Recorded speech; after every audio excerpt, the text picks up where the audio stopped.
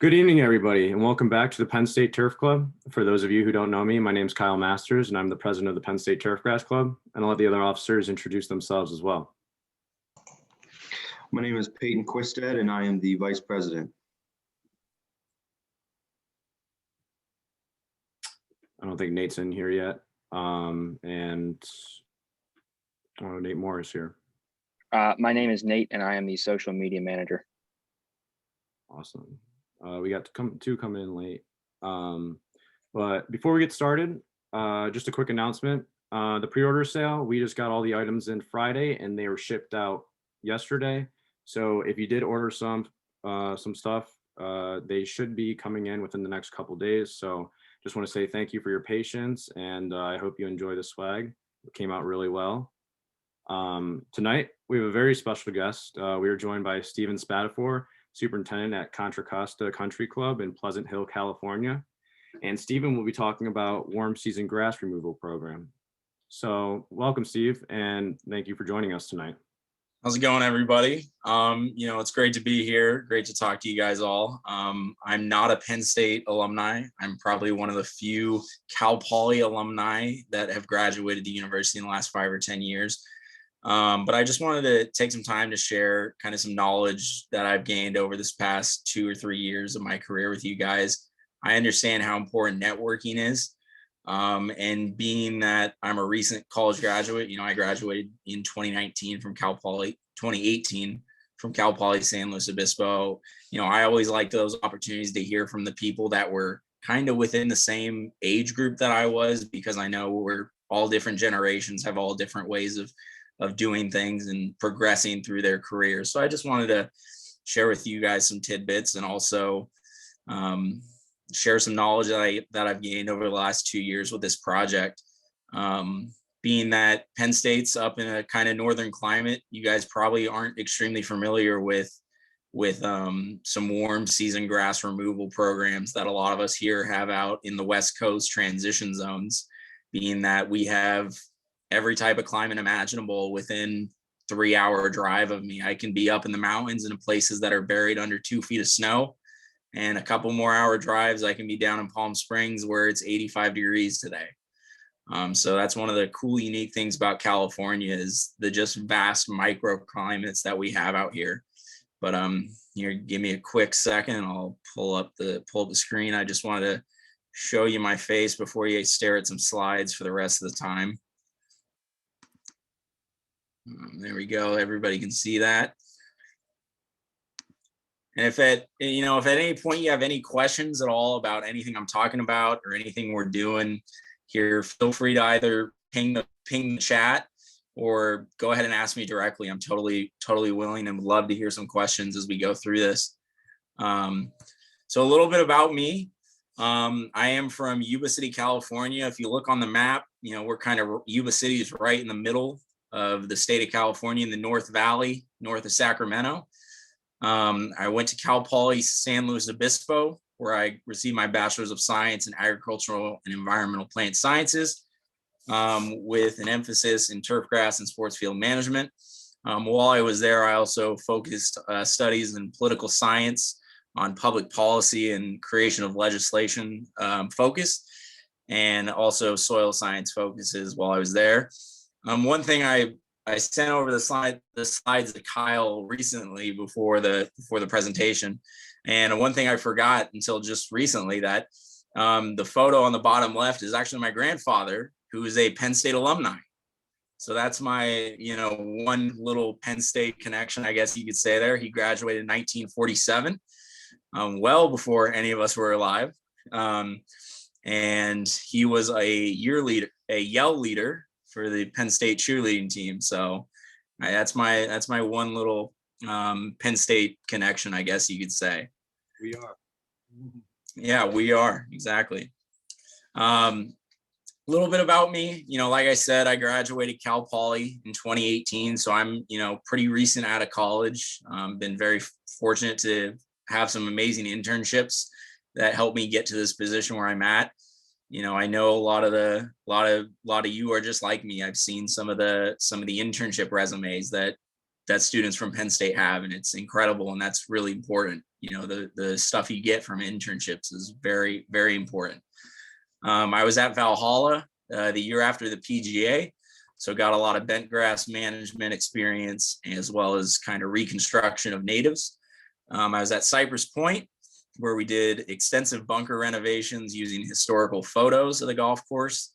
And then I was at Pasatiempo Golf Club in Santa Cruz, where they were just wrapping up kind of a state-of-the-art reclamation plant for recycled water usage, which is becoming a big thing in California with our increased droughts. You know, if any of you are interested in coming to California, you'll get a great hands-on experience with reclaimed water, which I think is going to become the standard kind of industry-wide, probably within the next 10 to 20 years, unless you're in one of these places that rains a lot.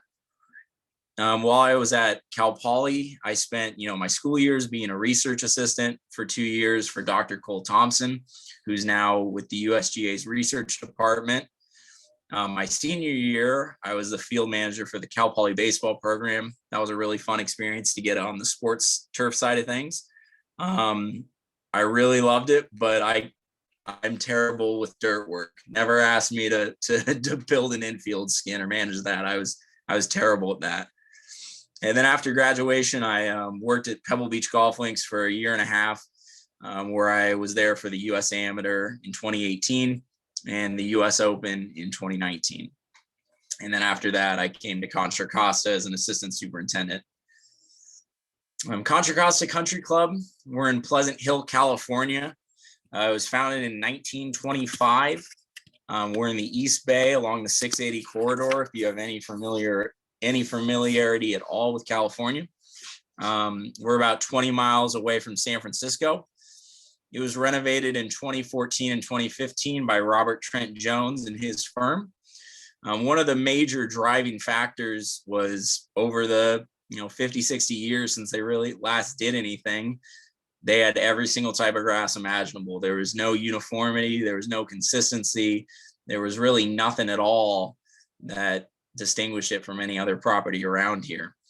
And then during the renovation, it was renovated to ryegrass tees, fairways, and roughs with 007 tie greens.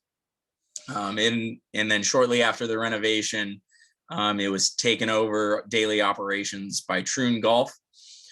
For anybody that doesn't have familiarity, Troon Golf is a golf course management company that has over 630 golf courses in their network at 600 locations in 30 countries. So if you're somebody that's looking, for fast progression up the chain, to be able to travel all around the world, it's a great company to get involved with. So the renovation in 2015, the club was in pretty not great finances. So, it was a very cheap renovation, all things considered, $4 million renovation. And because it was very cheap, a lot of things were deferred. We have native clay soils that weren't sand capped. So now we're slowly in the process of dumping 2,000 tons of sand every year on fairways in 2 applications and slowly spreading that around to build up a sand cap. And also one thing that was skipped was fumigation was only performed on fairways, approaches, and tees. So all that stolons and rhizomes of the Bermuda grasses and the Kikuyu grasses and centipede grasses were only taken out of the fairways, tees, and roughs. Fairways, tees, and approaches. So where would you logically expect it's about to explode in population over the next 4 to 5 years after a renovation? In the roughs. And that's where we've seen the problems arise that we've had to battle, that we first took a battle at last year. So one of the things that's really important, no matter what level of operation you're in, or no matter how big or grand or small the project you're doing, you really have to understand what the membership wants. And that's one thing that for us, fortunately, they were all about it. They were like, we want pure ryegrass everything. We don't care what it costs. We don't care how you got to do it. We don't have to care about the damage in between. We want the pure ryegrass golfing experience. So, got to understand what your membership wants, or you're setting yourself up to fail. It's also important, you have to understand the challenges that prevent a plan like this from going from concept to action, and how those things you build to overcome. For us, one of the big challenges is climate. California has microclimates that make things difficult. The second one is just purely agronomic challenges, monetary financial challenges. And for us, one of the biggest ones was challenges involving the club's annual event calendar. So climate challenges. California has so many different little pockets and transition zones. Contra Costa Country Club is located in one of them in the East Bay, where you can easily grow warm season or cool season grasses equally as well, and because of that, equally as bad. During the summer, we're in the upper 80s to 90s consistently through here. Last September, we hit a record. We hit 111 degrees here at Contra Costa Country Club. That's the highest temperature ever recorded at the club. But also in the winters, in December and January, we'll be down there in the lows in the upper 30s, lower 40s. We get, probably 20 to 30 frosts every winter. So because of that, you have the ability to grow both types of grasses. Diablo Country Club right down the road from us has bent grass greens with Bermuda grass fairways, approaches, and roughs, whereas we are bent grass greens with fairways, then approaches and roughs that are all ryegrass. So in this climate, you can kind of grow both types of grasses well, but they have different periods where they don't perform up to par, up to what you really hope for. Another challenge for us is water. In California, we really only get meaningful rainfall from December through early April. On the bottom left, you'll see our rain graph this year, the number all the way down on the bottom left of 5.83 inches so far. We just crossed over 6 inches the other day. So that's it. I have an ET up in the 40s and in the 50s and 60s over a 12-month calendar.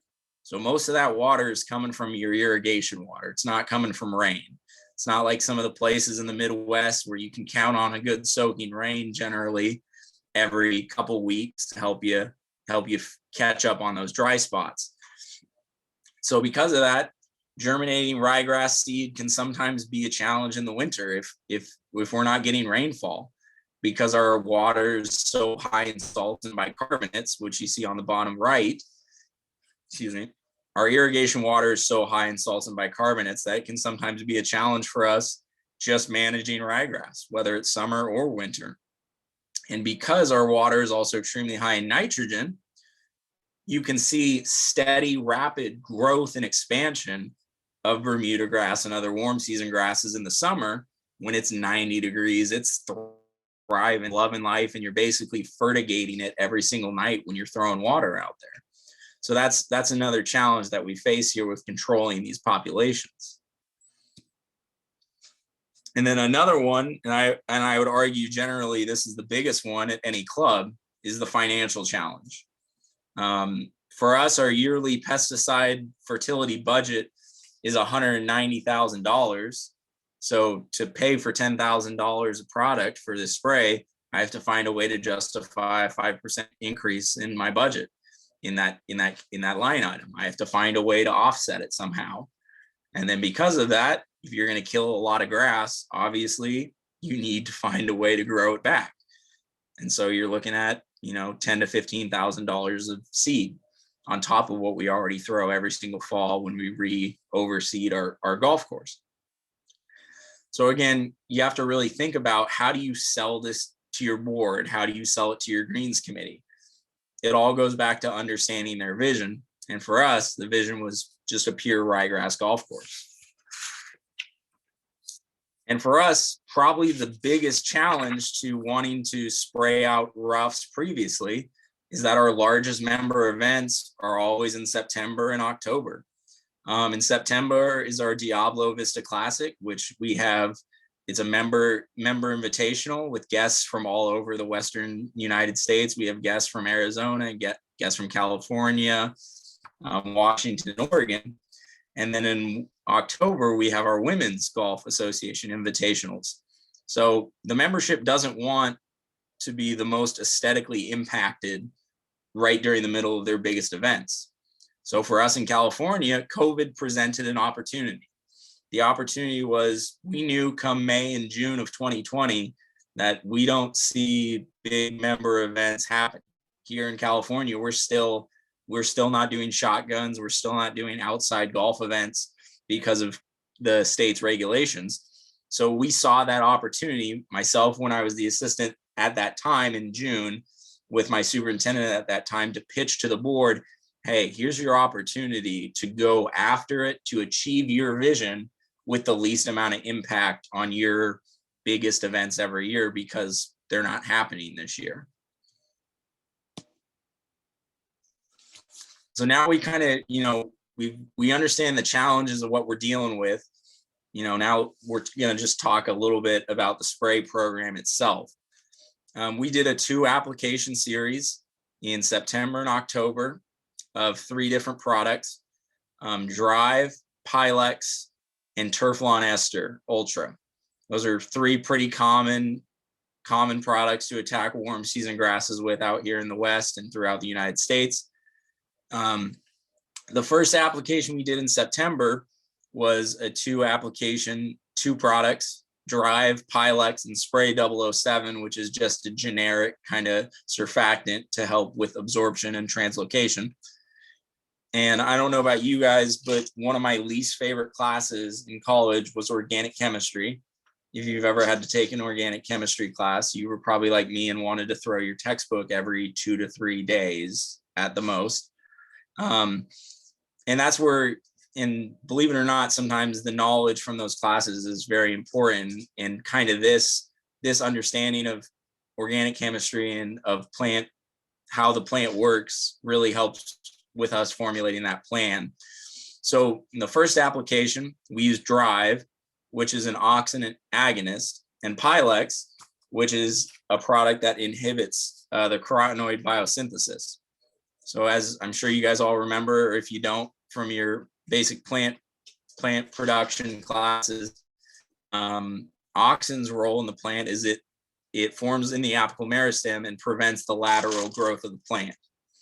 So what you're doing is you're spraying a chemical that removes and hinders the plant's ability to prevent that spread. So we spray Drive, and the plant just wants to start growing.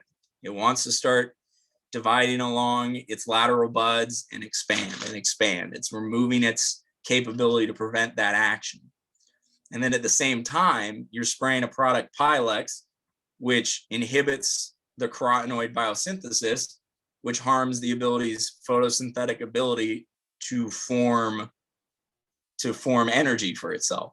So in essence, you're basically asking the plant, or if I want to give you a human example, I'm asking you to run a marathon, and I'm removing your ability to eat any food before, during, or after.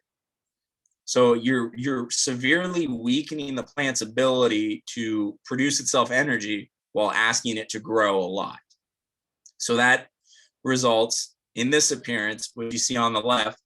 That's 5 days after our first spray. One of the Pylex's characteristics is because it inhibits and damages the chloroplast's ability to produce energy, it bleaches the plant. So you see a bleaching effect on some kikuyu grass here in our ryegrass, and that's one of the most common appearances you'll see with Pylex.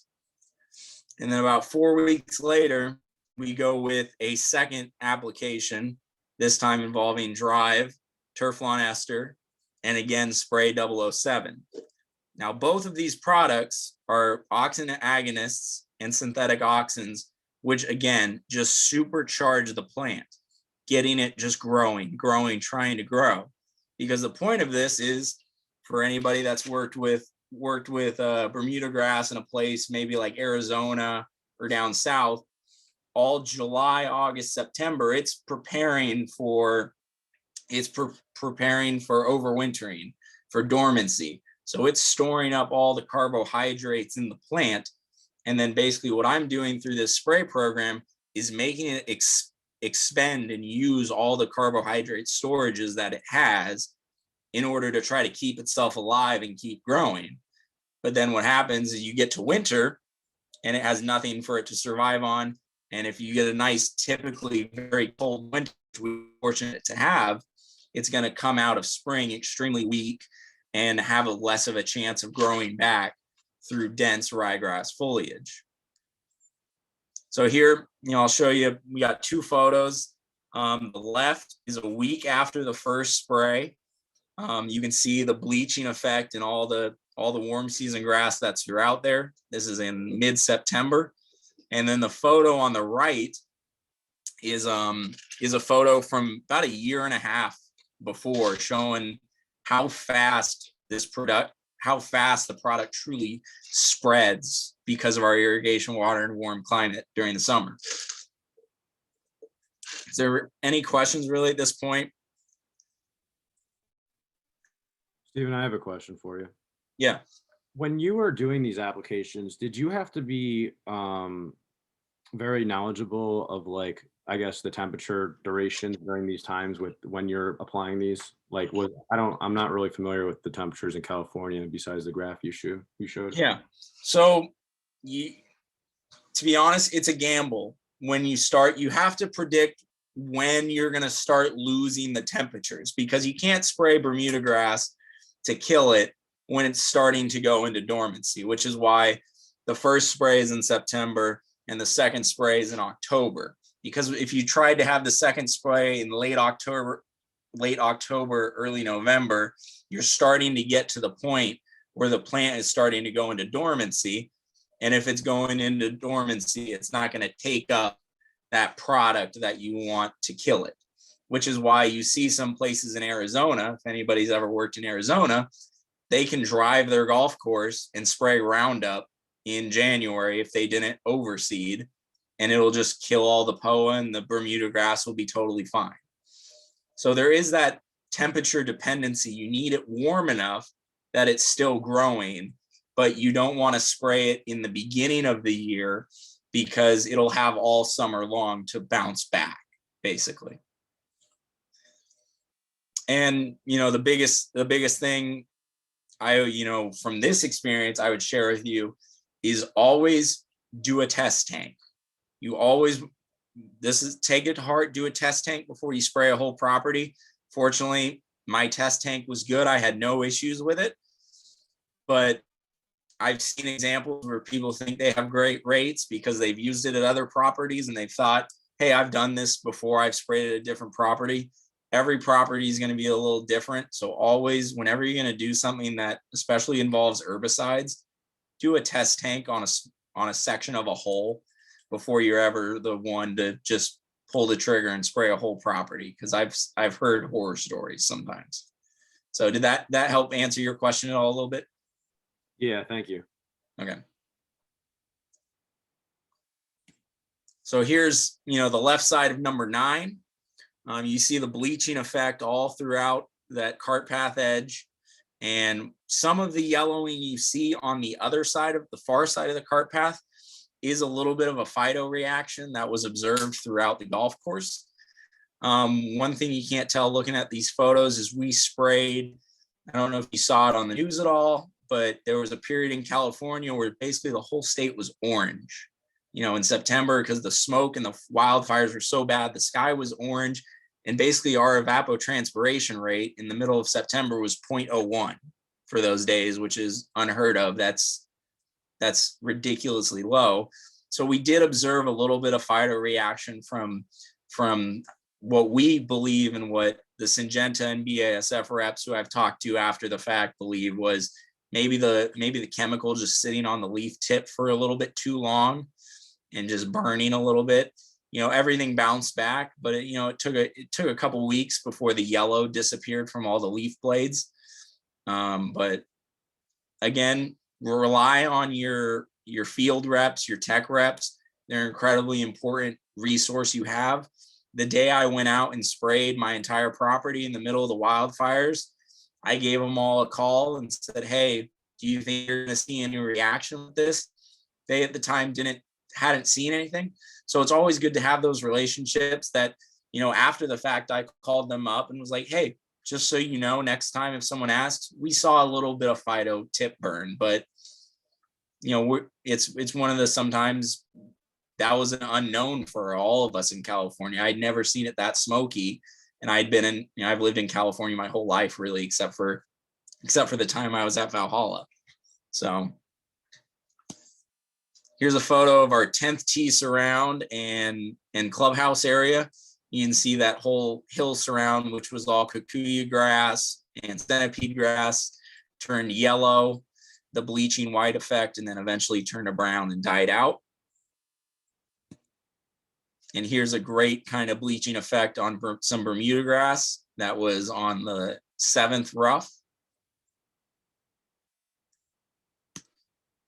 And then there's the 17th tee surround. This is, probably 2 weeks after the first spray. It started to go from the white bleaching to the brown necrosis and death we would start to see. Here's probably one of our biggest areas.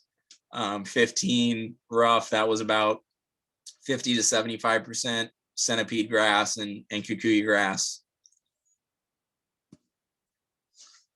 So now that we've killed it, we gotta put the desirable turf species back there. One of the common ways we use, that I've used at a lot of places, is a tri-wave split seeder. I was pretty sure a lot of you guys have probably used those at internships. We prefer an aerovator for rough. Basically, it's a drill seeder that as you're driving, if you look at the blue arrow, that section basically vibrates as you're driving and drills a tiny little hole upon which you're dropping loads of seed, and rakes come behind and just kind of press it into the ground. So it's not, the traditional just where you slice a slit into the ground, drop seed, and push it together. You're creating kind of individual little seed notches as you're going throughout all the regions. We like this a little bit better for rough because it can go around trees, it can pivot on a nice point, it doesn't tear things up. Whereas sometimes a slit seeder, you really have to just be going in perfectly straight lines and hope you don't ever hit a tree root, or else you're going to damage the machine. So after you get the seed in the ground, big thing for us is because, we're seeding in December, it gets pretty cold. You need that mulch. We use a fir bark mulch blend to basically help hold moisture and more so hold some warmth in there for the seed. We throw Earthworks 333 when we seed it to help kind of just give it some starter food to really get it going. Once it pops up and starts, shedding a leaf blade or two, we'll go out there with ammonium sulfate. This year we haven't had to use as much fertilizer because we've been so dry. We've been having to run irrigation to keep our seed beds wet, and because our irrigation water is such high in nitrogen, it almost had enough in it just from the irrigation water keep us going.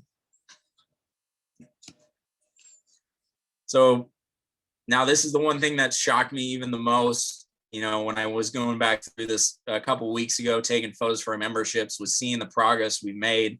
The top photo is one you've already seen, was taken right after the first application. And then the bottom photo was just taken recently in the end of February, showing that good, strong ryegrass regrowth appearance, despite all the play we've been having. There's that 10th tee surround again. The 15th, which is one of our strongest performers, again, coming back through strong. And then the 17th tee surround, which is a marketable improvement in just appearance and aesthetics and just overall turf quality and consistency. One of the biggest takeaways, that I want to share from you is, the agronomy is simple. The products are simple. You can call your tech reps. They'll give you great recommendations and great rate recommendations. The key is communication with your membership. They've basically handed you over the permission to kill a large section of their golf course, which is something that doesn't happen very often. So it's important, to communicate with your membership what they're going to see when it happens, what they're seeing as it happens, and what they're going to see when you're done. You have to communicate with them all those strong things. I was sending out emails before and after every single application, sending out emails when we started seeding, kind of explaining, hey, is there a bunch of just what they see is, why do you have wood shavings all over the golf course? That was one of the questions I got from a membership, and explaining them what's going on, because what you're doing is as you saw in those photos, is a drastic change to go from, okay, yeah, the grasses are a little different, to, wow, there's lots of patches of no grass whatsoever. So communication is arguably the most important thing you can do, because it helps save you the reaction of, oh my God, there's a lot of dead grass out here. The communication is incredibly important, because if you explain to them ahead of time, hey, there's going to be a lot of dead grass, but we got a plan, they're not going to come at you with pitchforks when there's a lot of dead grass out there. So one thing, I have to plug this at the end of this, it's been really great talking with you, and I'll answer some questions at the end. We have not one, but 2 assistant superintendent positions opened. We have our first assistant position. That one's on TurfNet. If you look up turfnetcareers.com/careers, trooncareers.com/careers, you'll find our first assistant position posting. Good competitive salary. I love working for the Troon Network. I'd be honest and say I did not expect to be a superintendent right now, but here we are. And one of the things is, if you have any assistant superintendent experience, we'll pay to move you out here, so you don't need to worry about getting out here on your own dime, because I know it can be a challenging thing driving across country and moving. And then secondly, maybe a little bit more pertinent to some of the group here, is we are now posting for the first time our second assistant superintendent position. This one will be coming to TurfNet and our Troon websites shortly. You guys are actually going to be the first people that we're showing this to. If you have any questions at all, feel free to reach out to me. I'll be honest and say it's a very competitive salary, annual holiday bonus, good benefit packages, and we would be obviously paying to help relocate out here if any of you were interested in that. You don't have to have finished school yet. We understand the realities of online education right now. So if that was something that you're still taking online classes, we could more than happy work with everybody on that. So does anybody have any questions?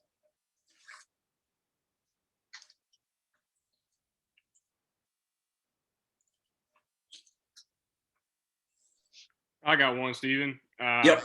With your water out there, are you having to use any buffers with your tank mixes to make sure your chemicals work, or is it the pH okay? Yeah, our pH is pretty high. We're probably 7.5. We get up there a little bit high sometimes, so we definitely will throw some buffers in. We didn't feel the need to with this one. We saw pretty good results with the trial tank mix that there was. I think that was because we were honestly going at some pretty aggressive rates. So we didn't do that. We've done some stuff, some buffering agents when we're spraying for clover and stuff like that. But for the rates we were going at, we felt pretty comfortable after the trial tank on that. Thanks for the question.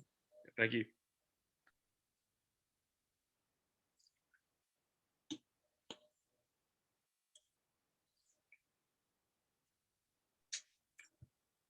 Stephen, what made the membership choose ryegrass for the desired grass of the course?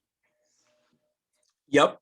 So that was a big discussion during the renovation, because in 2015, we were just starting to get in California kind of the more cold, tight Bermuda grasses that can handle more cold weather without, really going fully dormant. So they keep some color behind it. Excuse me. The biggest reason in the end was the membership loved the dark green color They love the year-round color. This is a property that's not gonna overseed during the winter. So that was the main reason. You know, one of the joking slogans we have for us is we are, you know, as our Simplot refer to us as Extreme Green Country Club, because we get out there and we get our fairways nice and green during the summer with some iron. So that was definitely, it was more of just they wanted year-round green, despite whatever challenges that provides from an irrigation standpoint. Thank you.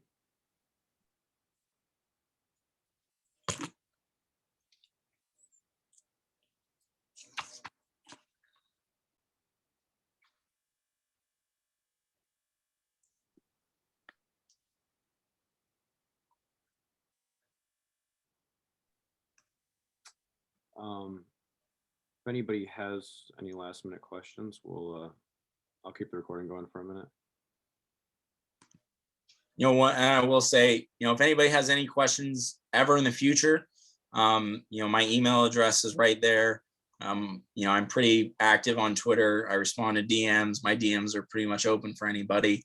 You know, I do whatever I can to help out the next generation, and dare I even say my generation, get ahead in this industry. So anytime you have any questions, feel free to reach out to me. And to add off that, Steve, as a young superintendent, what advice would you give students looking for their first position out of school or getting ready to graduate this semester? You know, so my first position out of school was Pebble Beach. I was there for an assistant in training job. I think those positions are incredibly great to have, and they're incredibly great experiences to have. They're great places to meet fellow aspiring turf professionals, to develop your network. But at the same time, there's nothing like going to a normal club and seeing how the real world works. You know, I think that was one thing for me that I was a little bit I had in my mind that I want to be a top 50, top 100 track assistant superintendent. That was my goal, and that still is my goal, to get back into that circle. And from a superintendent standpoint, but there's a huge difference between a club like ours that we have a good operating budget. We're a $1.9 million a year maintenance budget, and a place like Pebble Beach, Muirfield Village, Augusta, Cypress, that pretty much have these almost unlimited budgets to do whatever they want to do.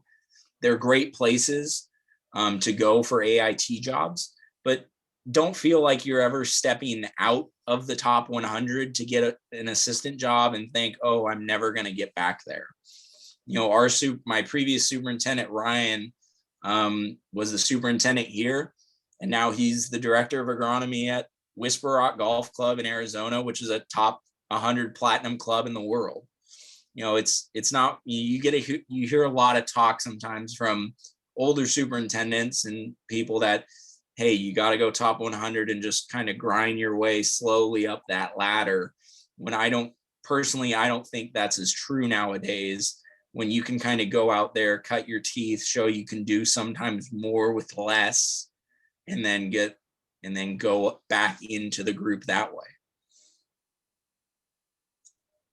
Thank you.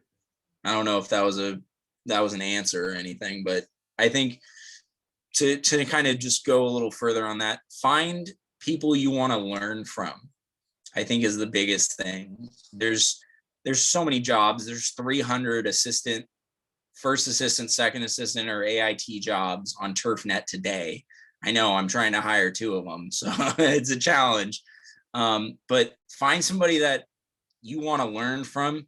And also at the same point, you guys are in such a position that as much as you're interviewing for jobs, superintendents are almost interviewing to hire you.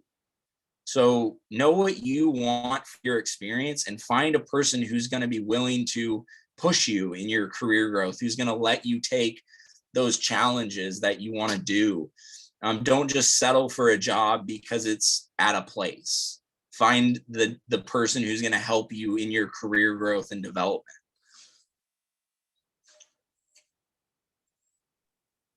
Well said, Stephen. Thank you very much for all that information. No worries. That was an awesome presentation. With that being said, I will stop the recording.